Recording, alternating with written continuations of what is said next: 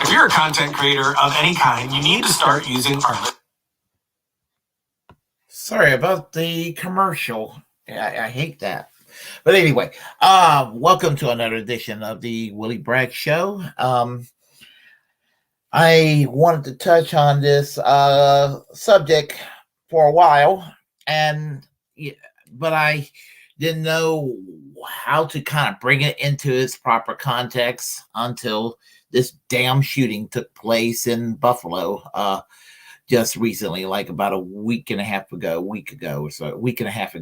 and horrible as it was. And people talking about the replacement theories of what is called the Great Replacement Theory.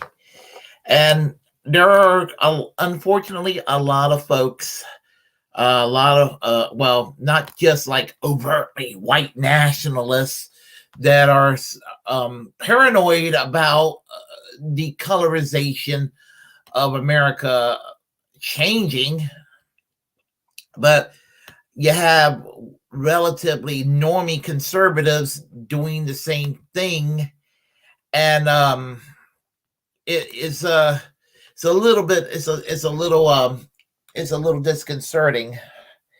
And I mean, well, I think that maybe people on the left progressive media, some folks are maybe jumping the gun by saying it's all Tucker Carlson's fault, his rhetoric on his program. I think that maybe what this Peyton Gendron kid did, I think that all this shit's been going on long before Tucker Carlson was kind of engaging in this sort of rhetoric.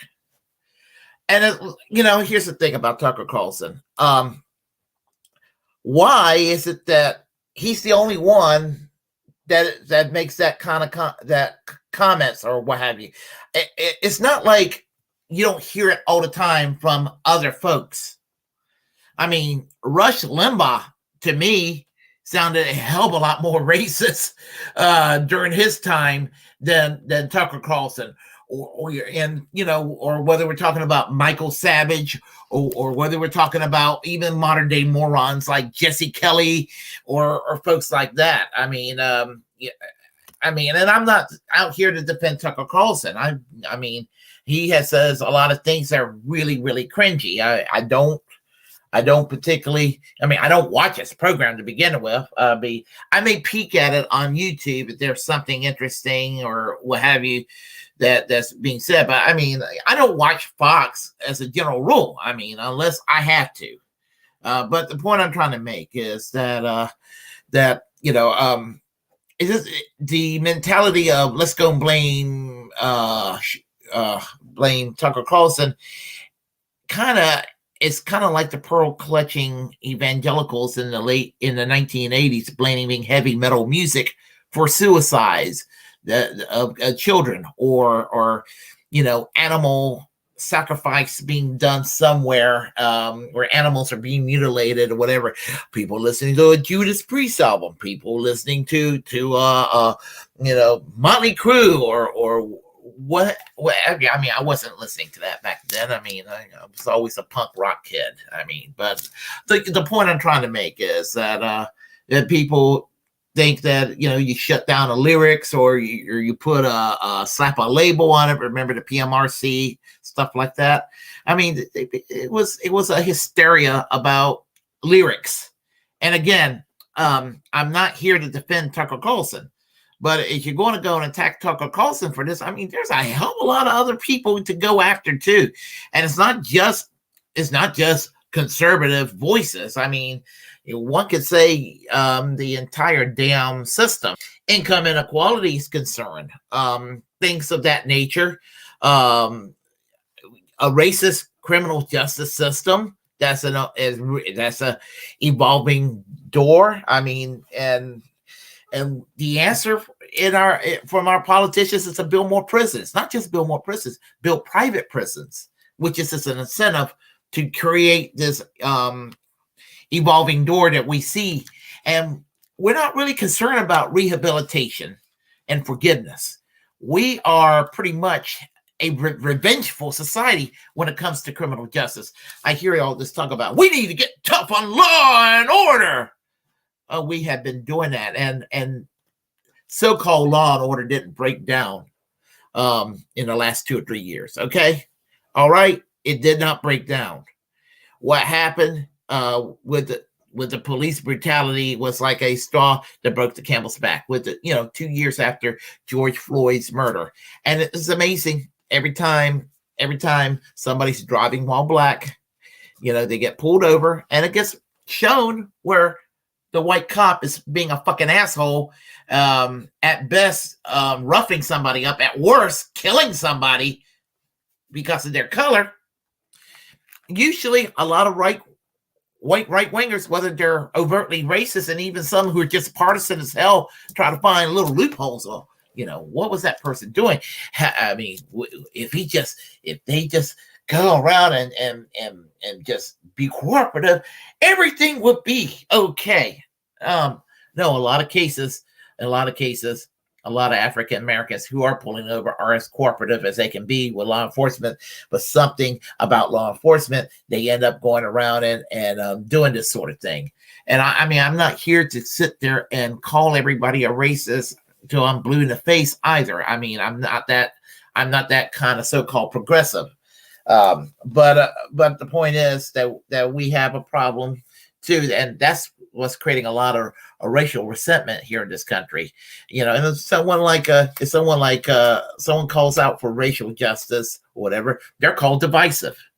They're called divisive, and you know, and so anyway, and another part, it's not just the African Americans. There are people who are like very fearful of the Latino population coming in all of a sudden. And I mean, it's always been a kind of a Hispanic influence in the United States, almost since the nation's founding.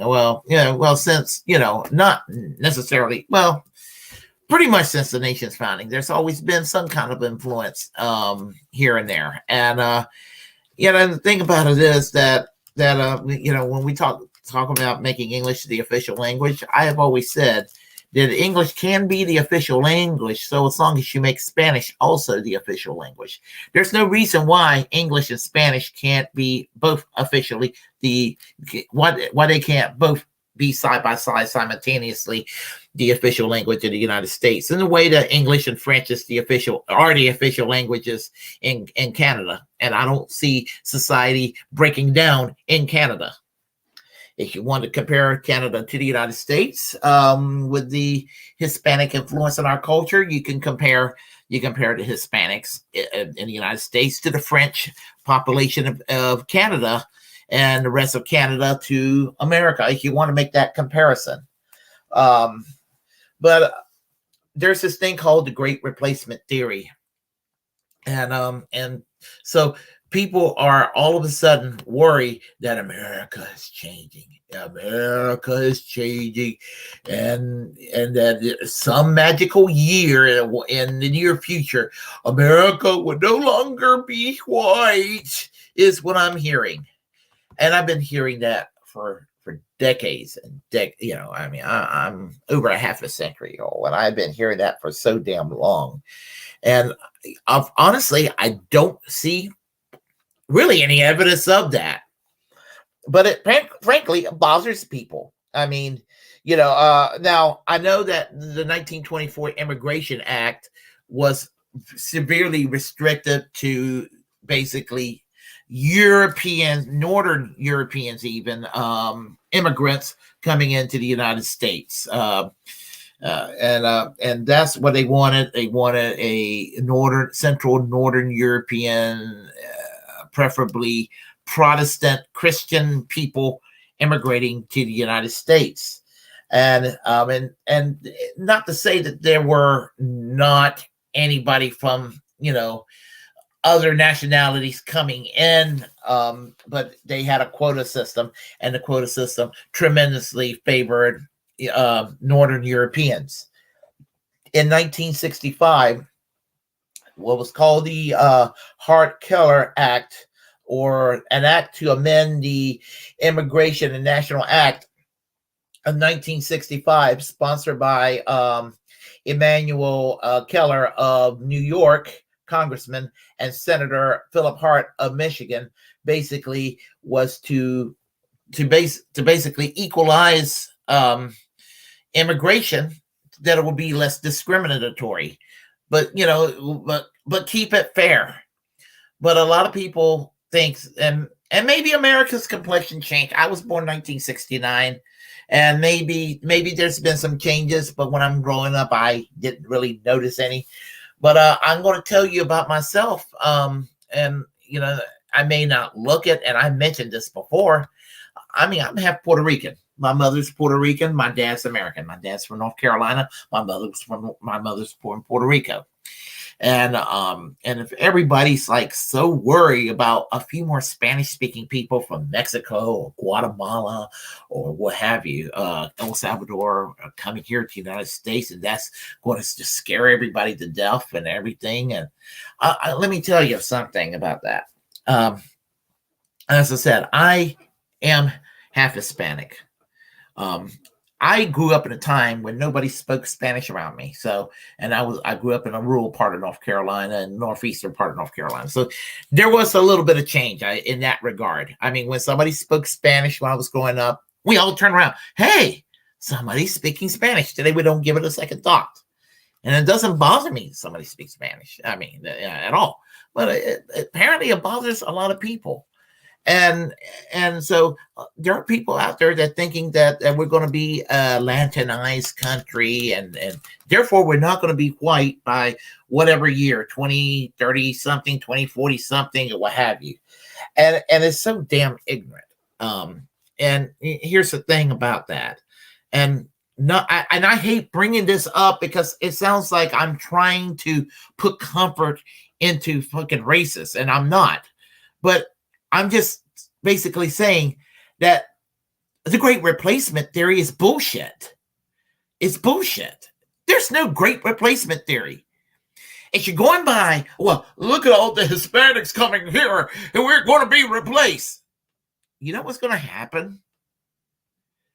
Yeah, I mean, if the Hispanics who are here intermarry with the broader American population, they're going to look like me. I mean, not that anything special to write home about, but I'm just saying, it's just kind of like, I mean, you're demonizing another white group. I mean, that's how stupid this racism thing is. You're scared of another white group of people coming here. But then again, I mean, it's like, but there are some of these right wingers are selective about which Hispanics come in.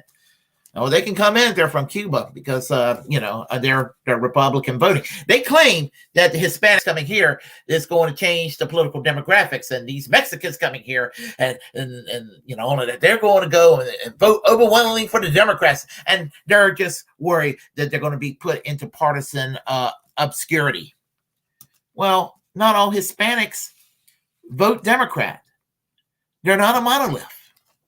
I mean, most Puerto Ricans probably do vote Democratic. I mean, most people, my family, those who vote, and they're not particularly political, or, whatever. Like people on my dad's side of the family, they casually vote, I guess. Dad's side of the family, largely Republican. My mom's side of the family, largely Democratic Party voting people. But it doesn't play a role in their lives the way politics put the passion in me. Then again, I'm the only socialist in my family, so on either side. So, but the point I'm trying to make is that Hispanic voters are not a monolith. I mean, as far as they're not going to all vote alike. Like, they're all Latin Americans going to all vote for Democrats. A lot of Cuban Americans going to vote Republican because they fear that the Democrats are soft on communism. Most Venezuelans or a number of Venezuelans are going to have a similar voting pattern to the Cubans, because for some reason they think that Venezuela is turning communist. It isn't. Venezuela is still a capitalist country.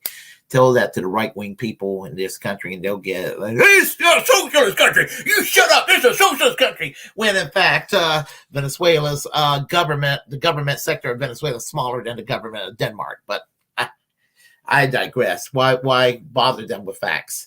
And Mexican Americans, I mean, they're going to be pretty much 50-50, because I mean, you're going to have some who are going to lean Democrats for whatever reason. You're going to have some who are going to lean Republican.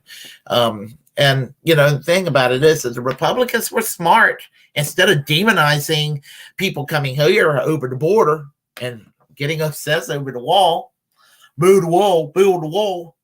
I mean, here's the thing. I mean, why? I mean,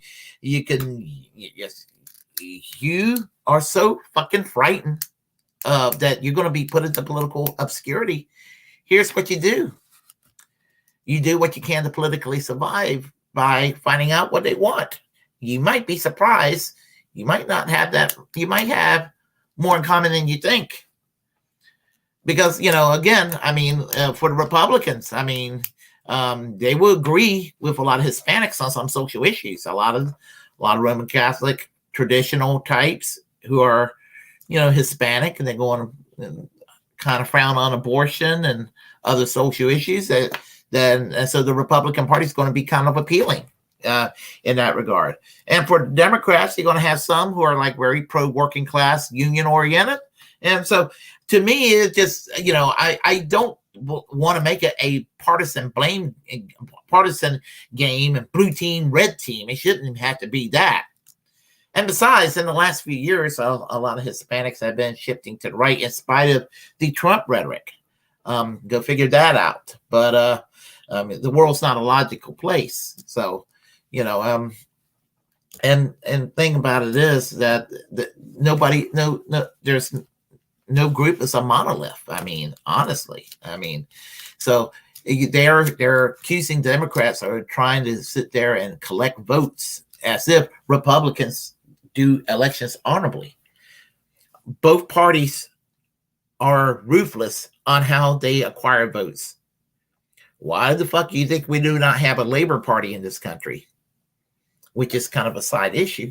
And that's because in the 1930s, the Democrats and Republicans decided to, in the name of trying to put a curb on extremism and unrest, to start having ballot access restrictions around the country. It largely harmed the left more than anybody else at the process, but because we did not end up with a Labor Party. Of course, we have the outdated electoral college too, that actually keeps the conflicting special interests in each party together. Even though they may hate each other, they just fear the other party even more.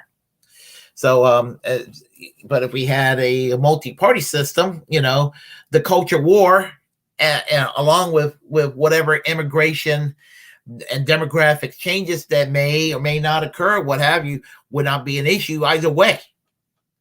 So, I don't know. I just think it's much to be made about nothing.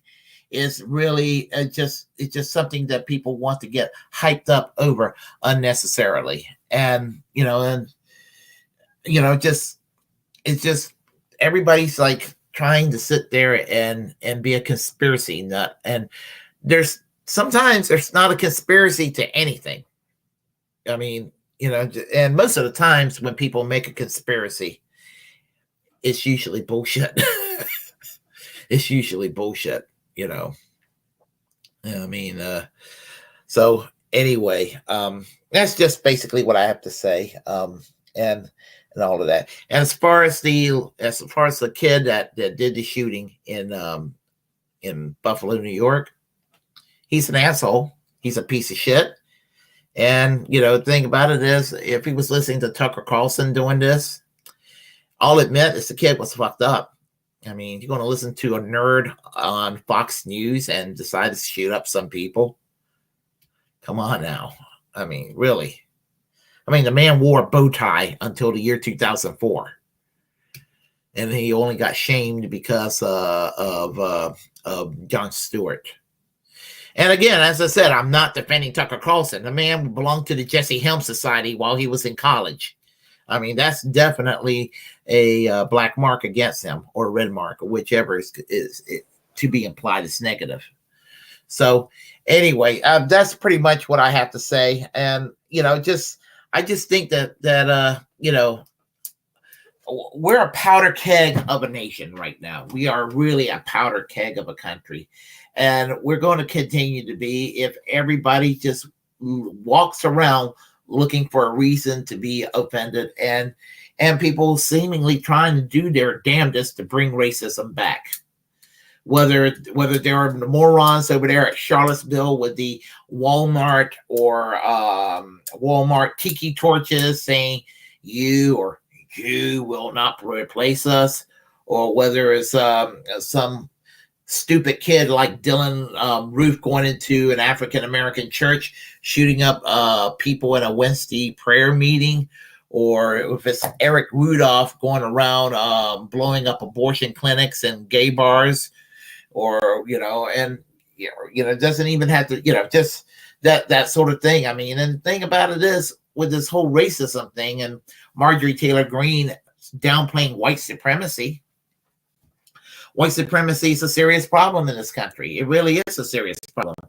I'm not talking about people who may harbor these thoughts for themselves and they otherwise don't do anything. I'm talking about people who actually do things like bomb places and like Timothy McVeigh, reading the Turner Diaries and getting all caught up in Christian identity, and then deciding to blow up Oklahoma federal building, killing 167 people back in 1995. And what did they want to do back then? They wanted to blame. People were saying, "Well, it was the Arabs that did it." Well, no, I'm like, I figure it was some.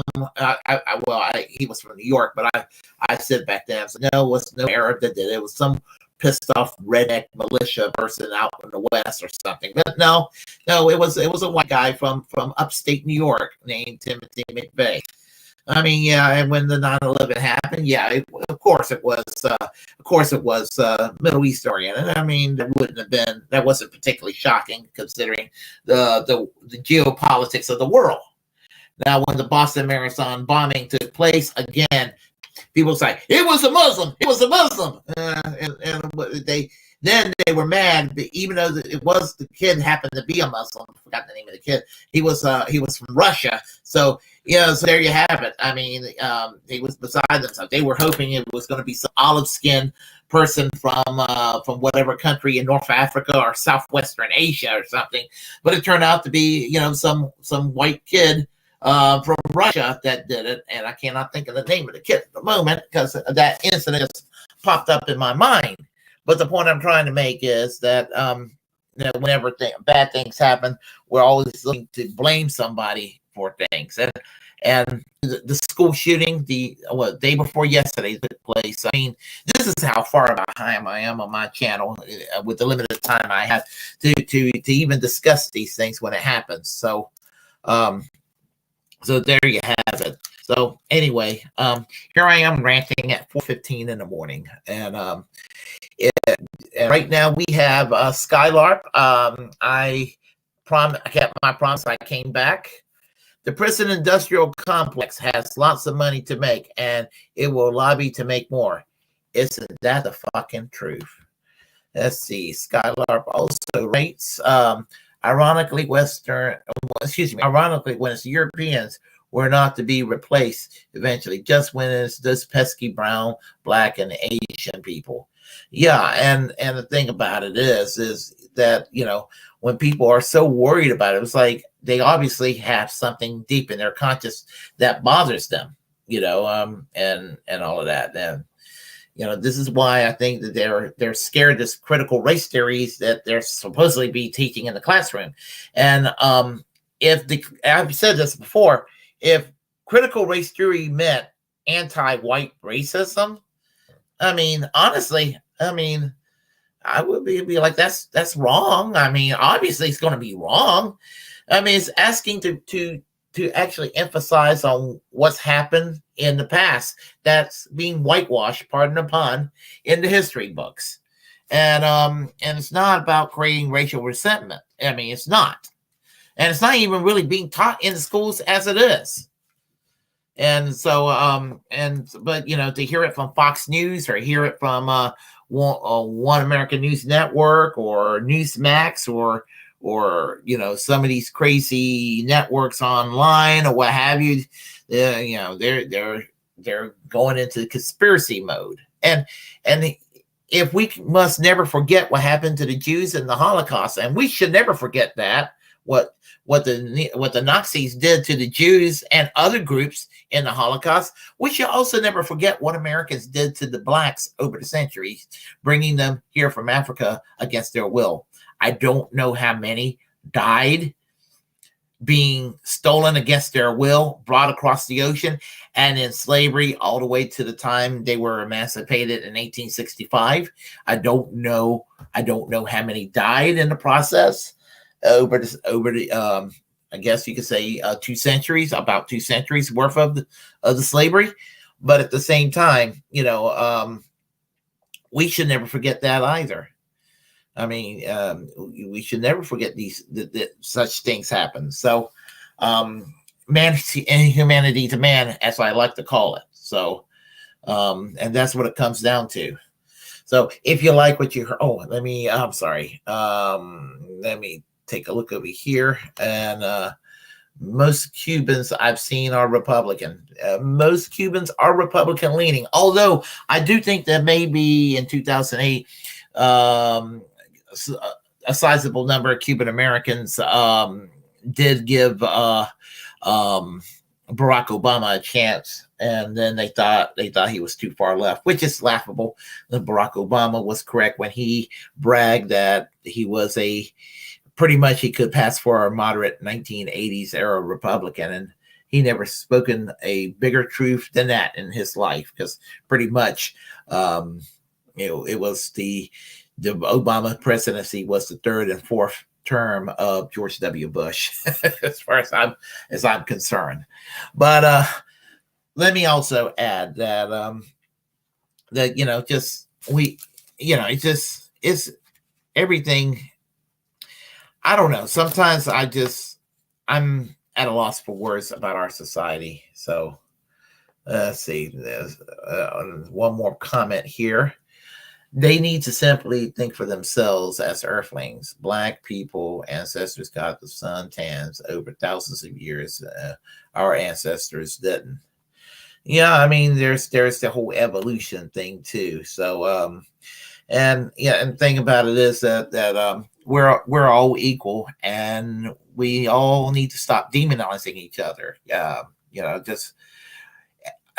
I get called a class reductionist a lot, because I do think that if you do solve the class problem, the income inequality, I think a whole lot of problems will be solved. And I think that the best thing to do in this America is a unionized living wage job. I think a unionized living wage job. I think that universal health care, college being free, a guaranteed pension, retirement, a very generous one at that, guaranteed paid vacation time, if you will, call it, you can call it America that I am envisioning, a multicultural Leave It to Beaver, or multicultural Ozzie and Harriet. I mean, if you want to call it that, but that's possible. It's just that the corporatists, who may or may not be bigoted. I mean, when it comes to those at the top, they may be racist, they may not be. But you know what? They are, more than anything else, they're greedy as fuck, and they want to keep their money, and they want to keep us all divided and just about killing each other while they count their cash. Anyway, if you like what you heard, press like and comment. If you disagree with what I have to say, comment anyway. We will have a conversation. Feel free to share the content on this channel. As the First Amendment absolutist, it's my duty to inform you to create your own platform and utilize it, because we are, in fact, the muckrakers of our time. And we are. And hit the subscribe button, hit that notification bell. And remember, we have a class war to wage, because there's no war like a class war. We need to remember that we need to strive for racial justice, and that means equality across the board. And we also need to protect the First Amendment, which means protecting all speech, including speech that we don't like, because we will also want to protect our speech as well. And that means also protecting freedom of the press. So, which means we need to fight like hell to protect that freedom of the press. You can see how the United States wants to go and persecute Julian Assange, which is why Great Britain is having second thoughts right now about handing over Julian Assange to the United States government. And that's where I end this commentary by saying we're all Julian Assange. So until next time. everybody have a great day ahead. It's technically morning now. And I'll talk to you all next time. Take care. Bye bye.